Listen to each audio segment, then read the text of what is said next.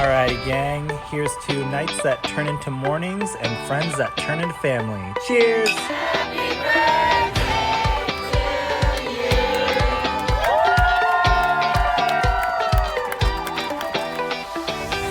Hello, and welcome to the Friendship IRL podcast.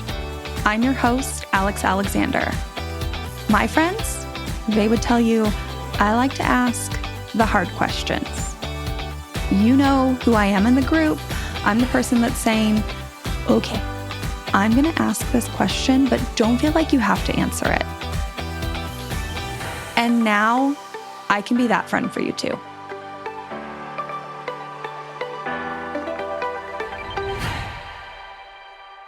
Today, we are talking about mostly familial relationships. Don't worry, friendship and community are tied in here too. Now, if you're wondering why we're talking about familial relationships on a podcast about friendship, well, it is because I firmly believe we need to stop separating our familial relationships and our friendships and our community and our romantic relationships and seeing them as separate silos.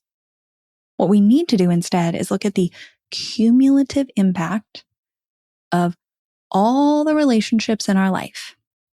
We need to consider the types of support we need, the season of life that we're in, and who is the best person for that? Like, do we have people for that?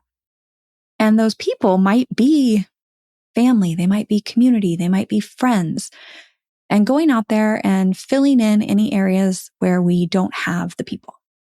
Quite often, I think the answer is to add connections, which, if you're listening, is very opposite from most messages we're getting out there about community and friendship and connection. There's a lot of messages saying, cut it down, cut them out, whittle it down. And my question to that is that really the best way to go about it? Because the more we cut down our connections, the more pressure there are on those few that are left to fulfill all of our social needs. And we are unique, dynamic people that deserve to have social support, social connection in the variety of ways that make each of us who we are. Now, I've given you my big, long explanation, but today's episode is with DeeDee Moore. I found DeeDee through her online content. She has an Instagram page, a website, resources, all the things for grandparents. You see, DeeDee spent 20 plus years as a military wife. And so she convinced herself that she could do anything she set her mind to. When she became a grandmother and couldn't find a website with the kind of resources that she wanted, she started one. DeeDee founded More Than Grand as a way to share inspiration and resources for grandparents who understand the importance of their new role and want to invest in strengthening family bonds. DeeDee covers topics that matter to grandparents and parents, such as concrete ways to help new parents, understanding new trends in childcare, and meaningful ways to connect with your grandparents. I found DeeDee's content online, and even though I don't have any kids, and I'm not a grandparent, I love seeing her content. DeeDee is very focused on finding the common thread for grandparents and parents to supporting those relationships. And you'll find a lot of resources and information from DeeDee specifically about being a grandparent. But when I approached her to be on this podcast, I said, hey, something I'm hearing from a lot of people is that there's a lot of pressure on this idea of being a grandparent.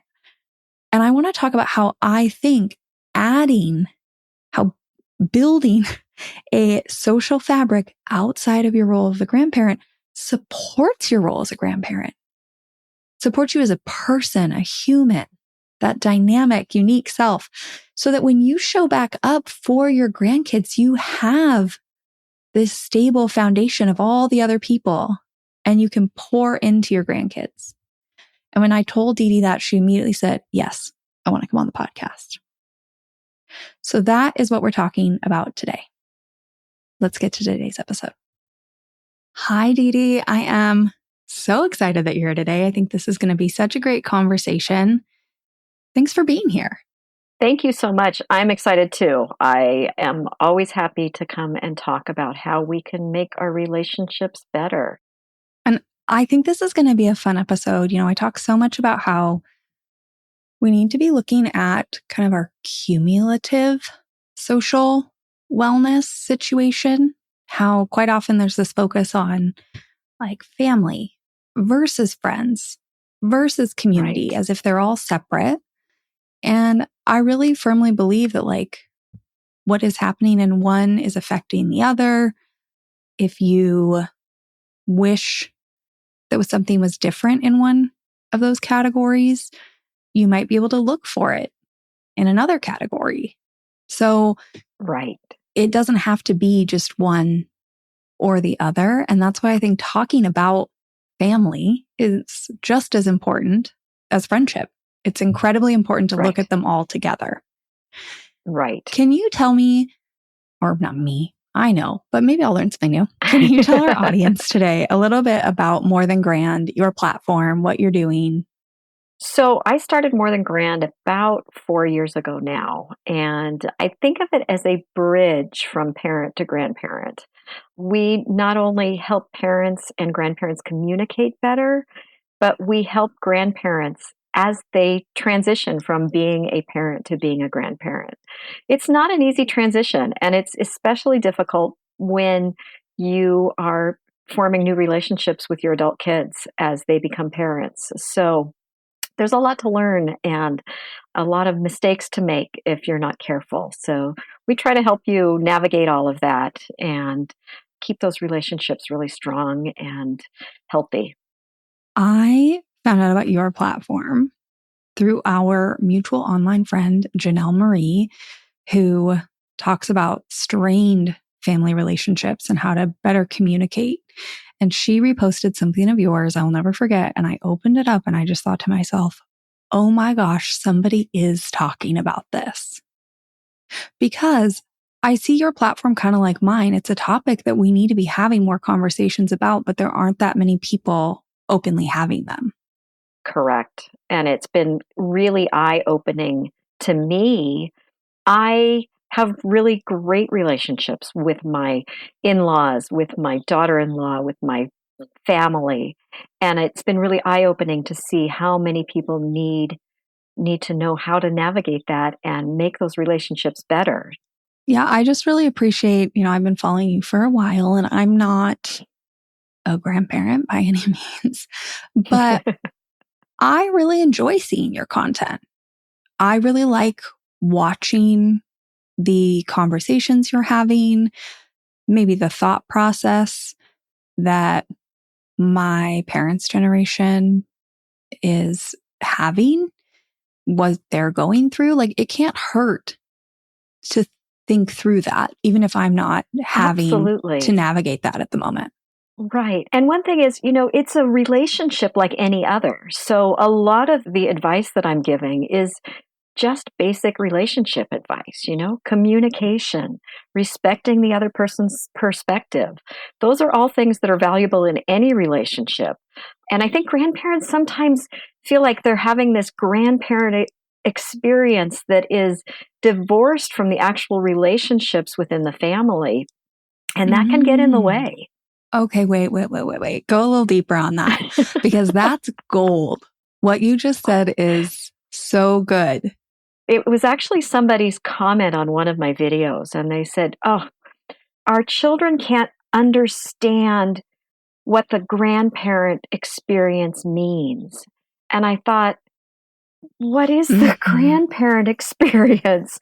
I mean, I think that there's this misconception that somehow when we become a grandparent, we have this license to do what we want, to indulge this child, to spoil them, to ignore all the rules, all so that we can fulfill this idea we have of being some sort of, I don't know, cross between a fairy godmother and a and I don't know what, but it's just the idea that when we're a grandparent, it's all about our experience That's a really dangerous, dangerous way to approach it, because being a grandparent is all about your place in the family and the things you can do for your family, not about you. I can just like imagine as you're saying that, all the people that are pulling up your social media right now and hitting follow. Because I think, and again, I say like, I think you and I have a lot of overlap, obviously on slightly different topics, but it's the same idea. It's like somehow these societal narratives of what this relationship looks like have gotten really out of hand and extreme. And what is like the experience every once in a while, that's like that peak experience maybe, is now Right. seen as like how it should be all the time. And that's just not sustainable. You know, for me, it's kind of that idea of like that one best friend or that peak perfect friend group. And for you, it's this idea of this Just overindulging your grandchild and getting to do all these fun things and being the grandparent who swoops in with adventures and gifts galore. And you're right, that is the message that society gives you. I mean, if you look for grandparent quotes, it's all about, spoiling your grandchild and, grandma's house, grandma's rules, and things that are really, really destructive to the relationships within the family. Yeah. And then I think what happens is, in both cases, but especially in the grandparent one, you spend all this time envisioning and like waiting and being so excited for this experience that it's almost like pent up.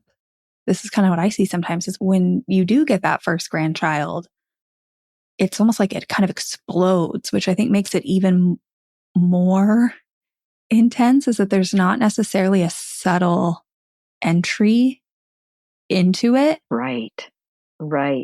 Especially for those grandparents who have been waiting a long time to become a grandparent. I didn't have that experience myself. I still had a child at home when I became a grandparent. So there wasn't that lag. But if you've been watching all of your friends become grandparents and listening to their stories about the things they're doing and seeing their pictures on social media, you cannot wait to get your turn. And so I think that you're right. There is this pent up excitement, and it makes it harder for grandparents to listen to what parents need from them or to respect what parents have asked when their idea of what a grandparent should be has been built up already by what they see on social media. Again, so many people are going to be nodding very intensely to this episode. Now, what I really want to talk about today is kind of this idea that grandparents, again, there's so much focus on this one area of life when you reach that stage, when your kids are out of the house, especially, and you're waiting and you have this vision of what it's going to be like, and how sometimes it seems, and I hear from other friends, again, I don't have kids, but I have a lot of friends who very openly discuss kind of navigating this grandparent transition. And there's so much focus that it kind of feels like that is all the grandparent, that's it. That's a lot of pressure on this one relationship. Can you talk a little bit about that and your take on that? Well, I think it goes back to the idea of this grandparent experience.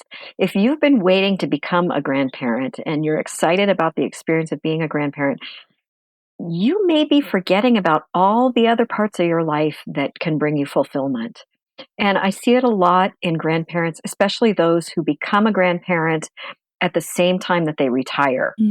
And those things very commonly happen at the same time. Sometimes they're planned to be at the same time. Yes. Like I know my grandfather's passed, but like my grandfather retired around the time that I arrived. Yeah. Yeah, exactly. So it's natural for those people to want to fill their life with this exciting new aspect of life, and it can lead to a lot of problems. And I know that hyper focus on being a grandparent to the exclusion of the other parts of your life really puts so much pressure on parents to be constantly fulfilling what you need as a grandparent, because you cannot be an enthusiastic, involved grandparent without the parents being on board with that, right? They're the ones who have to navigate the time that you want to spend with the child. They're the ones that have to deal with all of the gifts that you're buying for the child. All of those things require the cooperation of the parent, and that's asking a lot of them for them to be responsible for your happiness by facilitating this relationship. So, I can't stress enough how important it is for grandparents to remember that there's more to life than grandkids. I read a really sad comment by somebody on a grandparenting forum once when they had been asked by their son to not buy so many presents for Christmas. He said, no more than 2. That's just it. You cannot do what you did last year. And her response was, but buying presents for my grandchildren is my favorite hobby. And I thought, oh, sweetheart, you need some other hobbies, right? You cannot make your whole life about your grandkids. So find some volunteer work to do. Go read stories at the library to other people's grandkids who don't have a grandparent around. There are plenty of things that you can do that don't involve spending all of your time, money, and energy on your grandkids. Fun fact. The episodes that I do about social wellness and boomers, Gen X, silent generation, are some of the most talked about episodes. And I don't necessarily mean that in a good way. These episodes are some of my most shared, some of my most listened to, some of my most commented on, and people have a lot of feelings. Of every generation, people have a lot of feelings. The reason I'm saying that is, one, I know that I'm going to have people that are in my generation, like millennials and younger, who listen to this episode and are nodding their head yes. Because previous comment sections have told me that a lot of people identify with this like pressure on them and their children to fulfill social needs. So I know that. But 2, I have a lot of very defensive people in that boomer, Gen X, silent generation that show up and get really upset. Why am I acknowledging that? Because I want to tell you that if that is you and you are frustrated by this episode, somebody told me once that the overarching theme of my message is don't put all your eggs in one basket. And I have other episodes that talk about this when it comes to having one best friend or relying solely on your romantic partner to fulfill all your social needs. In this case, adult children and grandchildren. Everywhere throughout my entire platform, the underlying message is build yourself a broader support network. Focus on the cumulative impact of all your people. And at the end of the day, don't put all your eggs in one basket, because nobody, no one person, no small family unit can fulfill all your social needs. And you are a unique person who deserves a variety of people that can show up for you in all the ways that make you unique. And therefore, in every age, in every category, in every way, my message stays the same. So if you feel like this is an attack on you, I just want to tell you this message is everywhere in my material. So in all the ways, please focus on the impact of your cumulative support system and do not put all your social needs on one person, or even honestly, just 1 or 2. That's a lot of pressure. Now with that, back to the episode. We have hit on so many things I want to dive deeper into. I am on board with everything in this conversation, but this is something I wanted to bring up. So I'm just going to bring it up now. The unique thing about the quote unquote grandparent experience is that you don't have any control over it. You don't have any Exactly. control over whether or not your kids have kids, whether you will be a biological grandparent. You don't have any Right. control over when that will happen. And there's obviously a lot of conversations out there about, like stop pressuring.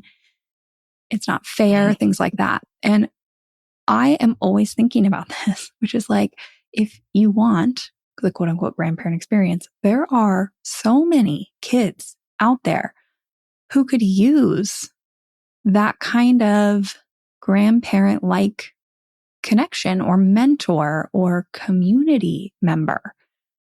And that's, I think, Absolutely. something you can control.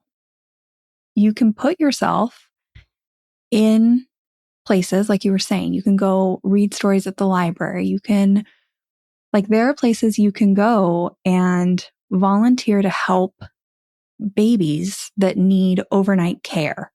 And those exist in almost all communities. There is something. You can go hold babies in the NICU. You can become a big brother or big sister. There are even surrogate grandparent organizations. There are so many ways you can get involved if you're willing to look around and do that. And the kids need that. And the kids the need example that I give all the time also, those are all obviously maybe more formal organizations, but there are probably kids that live around you, that live down the street, where Yep. you could be the last minute. Can you watch my kids for 20 minutes while I run to the store? You could be the person that when they're running late can go over and meet them at the door when they get off the bus and realize their parents aren't home. You could potentially be people who are invited to a Sunday dinner. Yeah, you could be the person that shows up a half an hour before dinner time and reads and plays with the child so that mom can get dinner on the table. There are so many ways you can help those young families in your community. Yeah. And I just think about that all the time because I obviously am in this prime age where a lot of my friends are having kids, and I am hearing all these conversations where people are screaming like, where is my village? Where is my help? Where is my support? And if you don't live near family, even if you do live in maybe the same town, you could still be people that live 2 doors down. The opportunities are out there to be impactful in kids' lives. Right. Is that what you want? That's my question. Or do you just want photo ops to post DeeDee. on Facebook to keep up with your friends? Okay. I mean, you're asking the real questions. Because I've seen parents who feel like that's what the grandparents in their child's life are doing. Mm-hmm. They don't want to come and help. They don't want to be there for the times that they need them. They want to come in and take pictures so they can put them on Facebook, and then they're not even really interacting with the child. So, obviously those are the exception. But they do exist. But they exist. I know people who have that exact complaint. Yeah. Yeah. And it's just disheartening to me to know that there are so many young families that don't have the support of the elders in their family who may or may not have had that support when they were parents. I mean, I know that my husband was in the military. We never had family anywhere nearby. But I also knew that they would be there if they could. And that, if there was some situation that I could count on them. They certainly, when we did see them, focused on interacting with the children. And, granted, we didn't have Facebook for them to post pictures with their friends, but it really has changed. And I will lay a lot of that on social media. I mean, I do think that it was a different story when grandparents took pictures of their grandchildren and later showed them to their friends in their wallet. But it's, it's different when everybody is sharing those things all the time. There is that need to look like you're as an involved grandparent as everyone else. You want to look like you're keeping up. Having that grandmother experience, right? Yeah. Oof. That is the real stuff, DeeDee. I wasn't expecting you to say that, and I love that you did. Because, again, I hear from a lot of people that they have had this experience. Now, I also have plenty of friends who have very active, very involved, very lovely grandparents, but it's quite the spectrum of experiences out there. Absolutely. And I do think that one of the things that's really key for all parents and grandparents is to just make sure that you have shared what your expectations are, because a lot of grandparents may not realize that parents had hoped that they would be more involved, that parents had hoped that they would be able to, whether it's, babysitting once a week or more. Grandparents don't know that if parents haven't conveyed that. And, and on the flip side, parents may not know what grandparents were hoping to get out of this relationship. So, it's so important to share those expectations. That's how you avoid disappointment, right? If you have been around for a little while, you have heard me talk about my Roots of Connection framework. If this is new to you, it is on my website, on my social media. I even have an entire podcast episode 12, that breaks this whole thing down. I'm going to give you a very abbreviated explanation right now, which is that this framework, think of your relationships, any relationship, as a tree. And as this tree grows, it develops roots underneath. And those roots are what's holding it upright, holding it together, keeping it alive through the storms and the rain and all that kind of stuff. Well, every tree starts out with very few roots, and you grow more. And as more grow, some get longer, some get stronger, some die, some wither.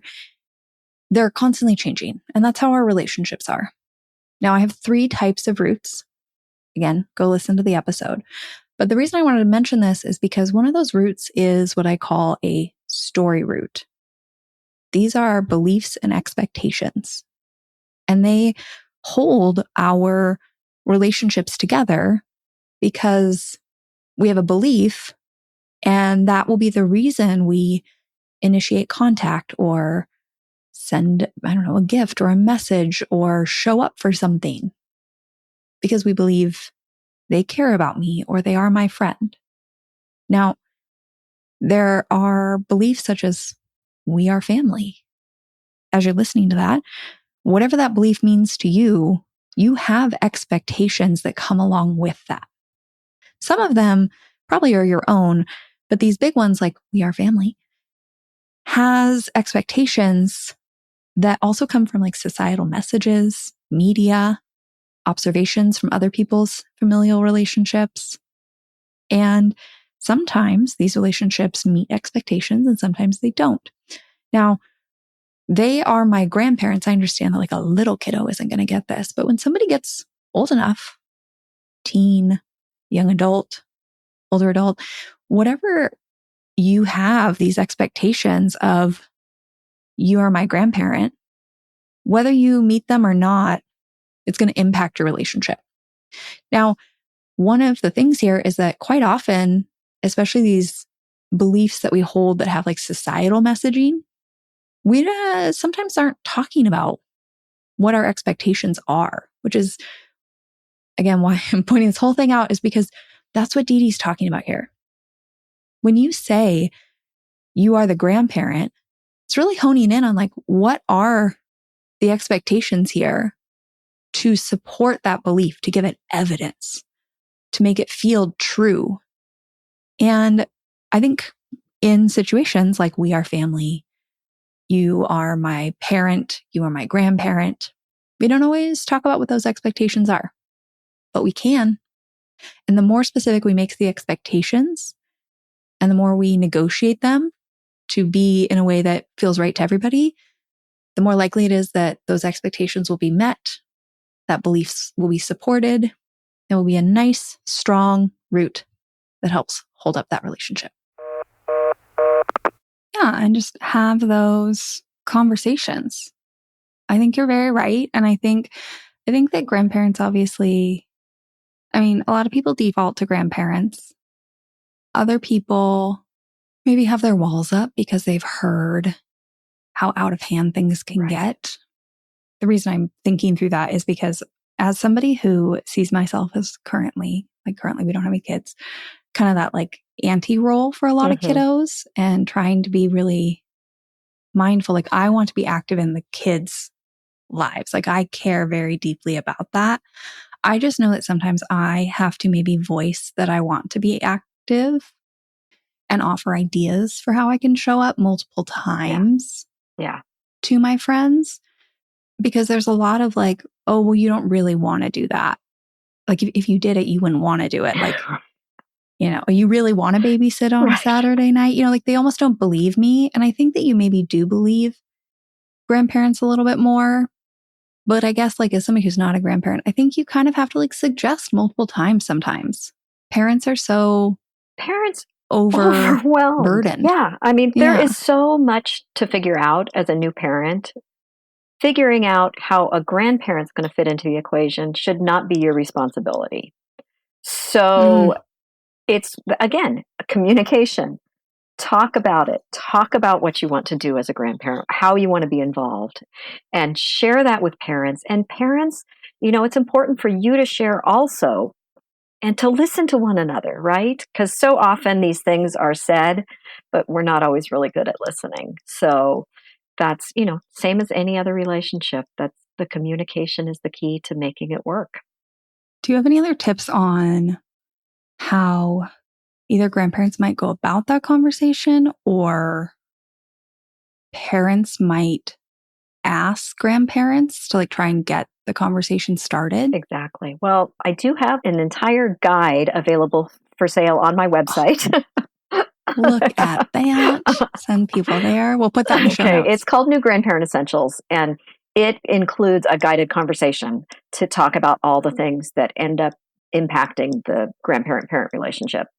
And it has a whole bunch of other stuff in there too. I won't go into detail. But the key is to have the conversation early, to have it in a neutral place, to have it over a meal or in the car. You know how great those conversations are when you don't have to look at each other. Yeah, the shoulder to shoulder helps sometimes. Yep. Exactly. You know, it's like any other conversation that could be difficult. You want to approach it gently. You want to approach it respectfully. A lot depends on your relationship with your own parents and your in-laws. It can be tricky. You know, if you have a difficult relationship, I really recommend getting a third party involved and meeting with a trusted advisor of some sort, a counselor, a pastor, a therapist, to talk about what some of the difficulties might be and get ahead of them before they become things that drive you apart. I hope some people go and find that guide because I think they will find it very helpful.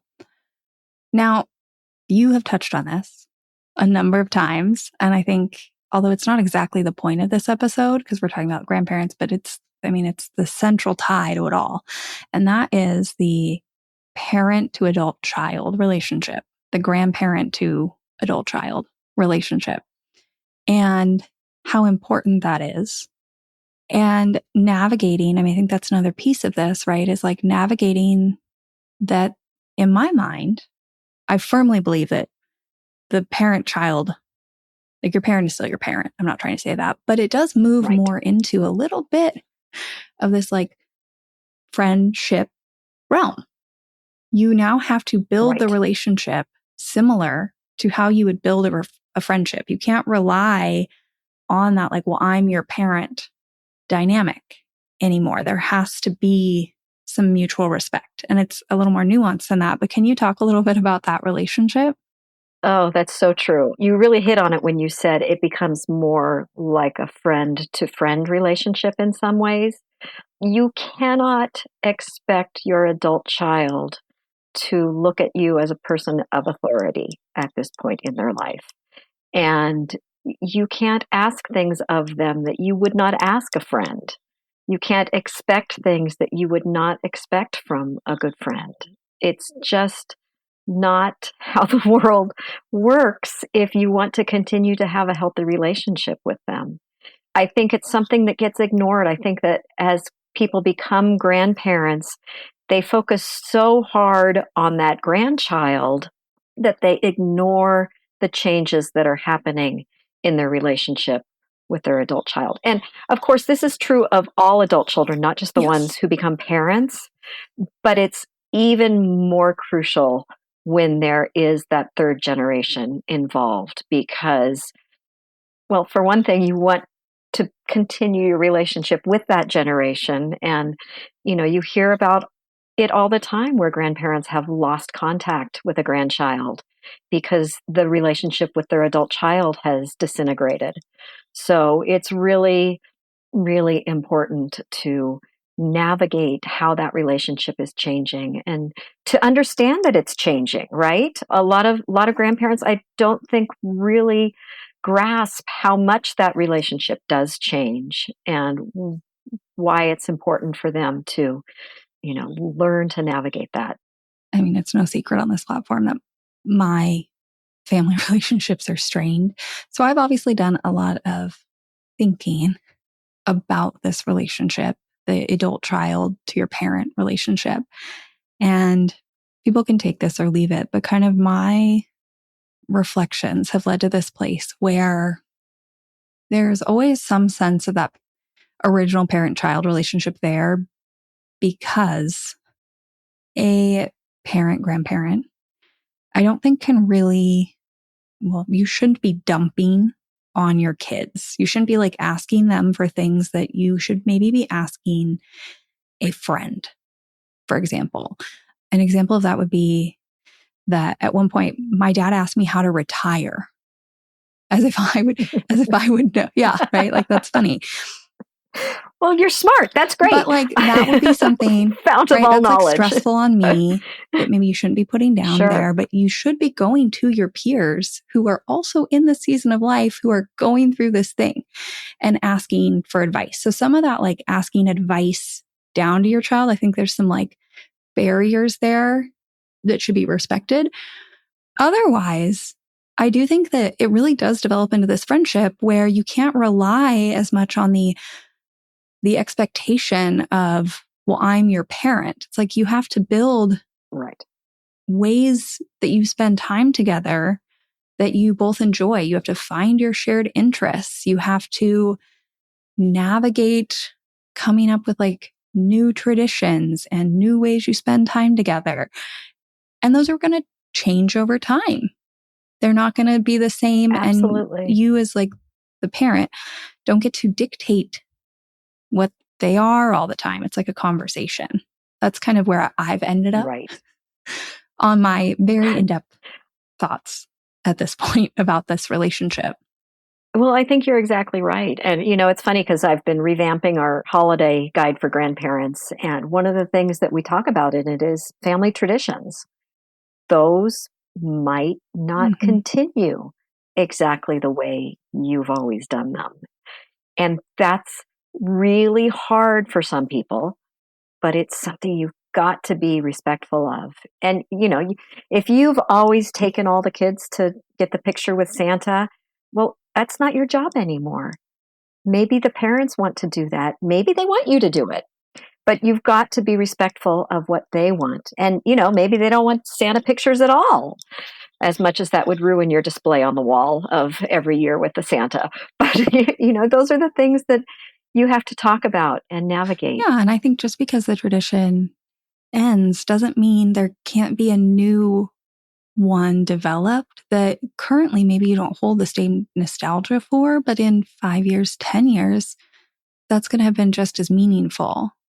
Absolutely. It only takes 1 year for it to be meaningful, really. I mean, an experience does not have to be repeated year after year for it to be meaningful. So things change and it's important to be flexible.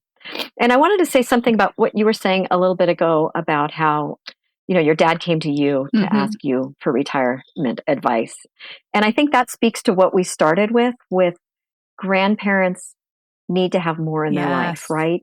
You need to keep up the friendships, stay active in your community, have other people in your life that are important to you beyond your family. I mean, let's go here because this is so important, I think.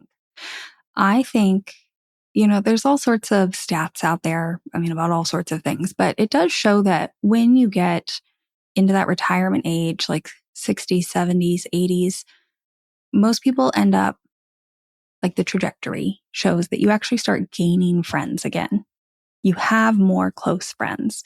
And that would make sense because you do have more time to fill. Yeah. But one, not everyone does that. Not everyone is going out there and seeking those friendships. And I think that something that's not talked a lot about in like the family conversations happening out there about boundaries and estrangement and tension and navigating this transition to adult child parent is when all of the grandparents' social wellness hinges on that grandchild, adult child relationship. That's a lot of pressure on that one relationship. It is. And it's a lot of pressure on the grandparent also, because there is no other outlet for any of their emotional needs. And so it's so key to stay active and to keep up those friendships and to seek out new ones and to, get involved with your community. And we know there are tons of opportunities to do that. I can't stress enough that grandparents need to keep doing that. Well, and I think that the other thing that needs to be said is like when you're doing that, allowing those relationships to develop into deeper connections. Because something I also hear from people is that grandparent generation, sure, they're out there doing a bunch of things, but they kind of keep things surface level sometimes because they want to be able to drop, the family grandparent piece is so important that if an opportunity comes up, they want to be able to just like drop everything else with no repercussions. So sure, they're out there doing stuff, but it's maybe not very fulfilling. Like they come back and report, oh, yeah, I did that, but like I don't really know those people. I just go to that place. I just like they're kind of going through the motions.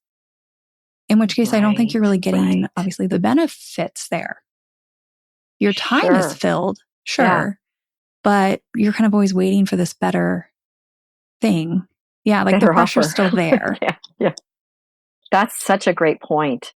And it is something that I think that if you are aware of that it would be easier to remedy, right? So much of this is just, oh, I never thought of it that way. I never thought of it that way. But you're right. I do just go there every week and, hey, maybe next time I'll see if somebody, wants to have coffee after we volunteer, or instead of just, meeting the group at the library, we can start meeting in each other's homes. Or maybe they also are interested in, I don't know why pickleball keeps coming to my mind, but like pickleball, because it's so big with this age group, right? Maybe they're interested in this activity I've been wanting to try. So now you're doing multiple things together. Something my friends talk about as well quite a bit, and I don't know as much if your generation talks about, is we love, at least my friends, we love mixing family and friends. Like that is a form of deepening your connection. So if you're a grandparent out there who has these other friends and you get invited to a birthday party for your friend's grandson or something where family will be in attendance. I mean, it could just be like a simple backyard barbecue or an open house or something. Like, go. That adds so much richness to get to meet your friend's family and vice versa. Like, invite your friends as well. I love meeting my friends' parents and their friends. Absolutely. I mean, that's the way you build community, right? You don't have these separate little pots of people. You intermingle them and create a web where everybody is interconnected, and that's what catches you, right? Yes, exactly. And again, like people may not be thinking about that. You may be like so focused somewhere else that they've just never considered that they could actively build this bigger, broader net, or that they have kind of let a lot of friendships go and they don't have people who are going through similar life experiences to talk about this stuff with, or that they haven't really invested at all in this area of their life because you've been so focused on that, maybe that grandparent experience. Right. So I do think a huge piece of this is just awareness. Well, it's so true of so many things, right? I mean, you don't know what you don't know. And that's even true for grandparents. You may think that you've accrued a lot of wisdom over the years, but you've never been a grandparent before you are one. And you really don't know what you don't know. So it's worth listening and learning and diving into all the issues that surround this new part of life. There's one more topic that is related to all this that I kind of wanted to touch on, and that is navigating being a grandparent when maybe your children and your, by proxy, your grandchildren, like your children have built this bigger, broader support network in their life. Maybe they live near you, maybe they don't, and they have tapped into the neighbors down the street that stop by. Maybe they have friends like me who are actively being a part of their kids' lives and are stopping by to babysit every once in a while. Can you give some words on that? Because I have heard from people that then there can be this layer of like grandparent jealousy or frustration that somebody else, like it's hard enough to navigate between maybe two sets of grandparents on each side or three or four. Three or four, the way. But then when we start adding in all this other extra, but probably much needed and much appreciated support and connection, sometimes it can be kind of sticky. Yeah. Yeah. You know, I hear this from grandparents too. My advice to them is always this: focus on your relationship with that child and with the parents, and let everybody else focus on theirs. It is not a competition. There cannot be enough people in the world loving that child or those children. The more people that are loving them and supporting that family, the better your relationship with them will be. And if you just focus on what you can do and how you can be involved and let everybody else do what they need to do, you're going to be a whole lot happier, and you're going to have a much better relationship because you're not going to spend all that time worrying that somebody's outdoing you or gets more time or any of those things. And it is complicated these days. I mean, the idea that, you know, every child is issued 4 grandparents is not how it works anymore. So they may have, you know, 6 grandfathers and 3 grandmothers and some honorary grandmas and grandpas and aunties and exactly a bevy of aunts and uncles, and all of those people want the same thing, to be a part of that child's life. So they can all be that without it diminishing anything from you. As you were saying that, I just realized like this is yet again another parallel that your work and my work has. There's all these ideas of these relationships that are kind of like all encompassing, all or nothing, that in order for them to be valid, they have to be all the things. And I think grandparents for sure feel that way, that like in order to be a good grandparent, you have to be all the things.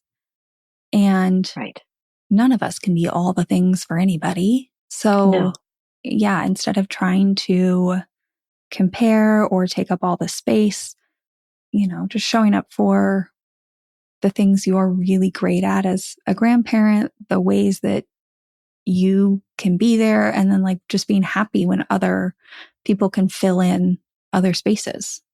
It doesn't have to be all you. And I think that's like similar to a friendship message. Yeah. It can be really hard for grandparents, especially if, you know, one set of grandparents lives near the child and you're the grandparent who lives 2,000 miles away and just doesn't get to have the same sort of relationship. But I have heard over and over again from people who, you know, either had that situation when they were growing up, and it does not diminish your relationship at all if you're the grandparent that they only see a couple times a year. And with technology, I mean, I don't live near my grandchildren, but I see them almost every day, because almost every day when they're having lunch, we FaceTime and I read to them. So I'm very much a part of their life, despite the fact I don't live anywhere near them and I don't get to see them in person that often. Well, I mean, I think that there's some magic sometimes to those shorter, very immersive experiences that like maybe you wouldn't necessarily get if you were close. It's different. Yeah, but it's all different. Neither's worse or better. They just, it's like leaning into it's just different. What your experience is and finding all the magic in that. Yeah. Yeah, I just actually talked to a grandparent recently. I had just met this woman and she was saying that they had moved away from their adult children and their grandchildren. And, that was hard to do because they'd lived nearby for most of the first years of their grandchildren's lives. But now when they get together, when they have a week in the summer that they rent a house together and they're all together, she said, that week is so much better than all the time that we were next door because we are just together and focused on one another and it's magical. So yeah, I mean, whatever your situation is, you can make the best of it. I think that this has been such a fruitful conversation. I think that a lot of people are going to appreciate that this exists out there. I think a lot of people are going to share this with their friends, with their family. To close out this episode, I think something that might be really interesting to touch on would be, you touched on it, but like navigating that idea of grandparents being friends with other grandparents and the pressure to maybe have that grandparent experience. Do you have any advice for anybody who's now listening to this? Maybe they were already here, but maybe they're listening to it now and realizing that a big piece of why they feel the way they feel is because they're getting pressure from their friends. It's hard. I mean, peer pressure is tough at any age. It does not magically get easier as you get older, but it does change. And I think once you recognize that there is kind of that peer pressure going on and that the messages that are out there on social media and on the t-shirts are not really great messages for happy families. I think that's the first step in recognizing that maybe you want to do things differently. So take a deep look at what messages you're getting and where you're getting them from and think about how you really want to be a grandparent, what it means to you, and talk to your grandchild's parents about how you can make that happen. Yeah. I keep coming back to like the underlying, that grandparent experience. Like, why do you want it? What part of it do you want? Not to say you can't have all of it, but like, I think there's some like, why is a really powerful question here. Absolutely. I know I hear a lot of grandparents that they want to be the fun grandma, I'm like, well, what does that mean? Like, what is the fun grandma to you? You really need to dive into that and figure out exactly what it is that means to you, because it may not actually mean bringing presents every time you come. That may not be what you want out of being a grandparent. And yet that's what you default to because that makes your grandchild so happy in the moment, right? Yeah. Yeah. DeeDee, this has been such a great conversation. And I am really grateful you came on here and that we could touch on this subject. Can you tell everyone where to find you on the internet? Well, I mean, we'll link it in the show notes and all that kind of stuff, but where can people find you? I am at More Than Grand. So it's morethangrand.com on the internet and at More Than Grand on almost every social media. So just look for More Than Grand and you will find all of the stuff we have to offer. Go give her a follow. I really, really love seeing your content pop up on my page. Thanks again, DeeDee. Thank you. Thank you to everyone who tuned in today. I really appreciate it. This conversation is, I think, a really important one. Here's why. Because so many conversations out there when it comes to, I mean, really any relationship, but I think definitely what I've seen of this grandparent relationship is about putting up boundaries and restricting time and saying no. And boundaries are important, don't get me wrong. But quite often in our relationships, I think the answer is to add. And that's really, really what I hope gets out there from having these conversations is, although societal messages, peer pressure, whatever might be telling you that like, just wait until you get this grandparent experience. If you're putting all your eggs in that one basket and it's not going how you want, quite often there can be the boundaries and the no's and the things like that. What if instead we added? What if we supplemented? What if we diversified?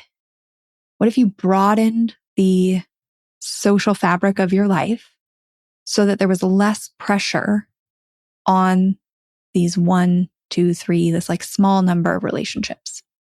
Maybe that would just be a release valve that would allow them to thrive. That is what I hope. I hope that these kinds of conversations that I don't think are being had enough will get out there and make us all question what we're doing and change some actions. And in the end, create richer, more fulfilling relationships. That's my hope. I want to point you to a couple of resources that I mentioned in the podcast. If you are curious when I talk about this like bigger, broader, cumulative support system, what I'm talking about, you can go to alexalex.link/yourpeople, and it will show you my framework that talks about all the people in your life. And it's a great place to go and see like how many community relationships do you think you have? Close friends, family, past friendships, breaks it all down for you. The other thing I want to point you to is if you are curious in or about that roots of connection framework, you can go to alexalex.link/roots, and that'll give you the 101. You can also listen to episode 12 of the podcast. And finally, DeeDee mentioned her new Grandparents Essentials, and I made a link just for that product, and it is alexalex.link/DeeDee, DEEDEE. With that, I'll see you next week. Thank you for listening to this episode of Friendship IRL. I am so honored to have these conversations with you, but don't let the chat die here. Send me a voice message. I created a special website just to chat with you. You can find it at alex.chat. You can also find me on Instagram. My handle at it's Alex Alexander, or go ahead and leave a review wherever you prefer to listen to podcasts. Now, if you want to take this conversation a step further, send this episode to a friend. Tell them you found it interesting and use what we just talked about as a conversation starter the next time you and your friend hang out. No need for a teary goodbye. I'll be back with a new episode next week.